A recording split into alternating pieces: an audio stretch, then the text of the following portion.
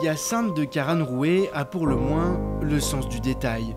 Point par point, ce peintre héraldiste réalise des armoiries. Alors je suis en train de travailler sur une reproduction des armoiries de l'archevêque de Paris, Monseigneur Ulrich. Passionné d'histoire, il peint depuis qu'il a 13 ans.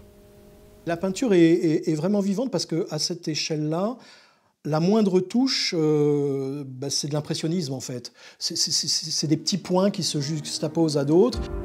Il travaille d'ordinaire pour les familles royales européennes des marquis ou encore des maharajas. Mais l'année dernière, il a eu l'occasion de mettre son pinceau au service de la reconstruction de Notre-Dame de Paris.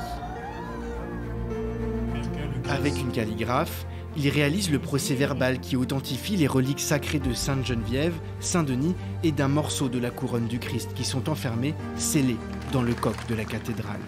Sur 2 exemplaires uniques, il peint les saints, la couronne d'épines et l'armoirie de l'archevêque de Paris. Et si vous le trouvez méticuleux, courbé au-dessus de cette peinture, imaginez le travail de fourmi pour la peindre 3 fois plus petite. Il a fallu ensuite réduire cette maquette à 4,8 cm de haut pour condenser le dessin et arriver à ce que tout rentre dans le document qui faisait 14 par 30 cm seulement. Aujourd'hui, on vit dans une société où tout va vite, tout est là pour le lendemain, si ce n'est pas la veille. Et puis tout d'un coup, vous allez vous inscrire dans quelque chose qui a déjà 1000 ans ou 900 et quelques années.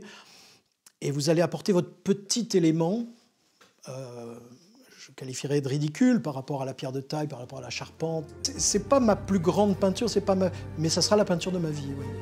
Conservé à l'abri du coq, son œuvre et les reliques sacrées sont perchées depuis l'année dernière à 97 mètres de haut au sommet de la flèche de Notre-Dame de Paris. Elles doivent y rester pour un siècle au moins.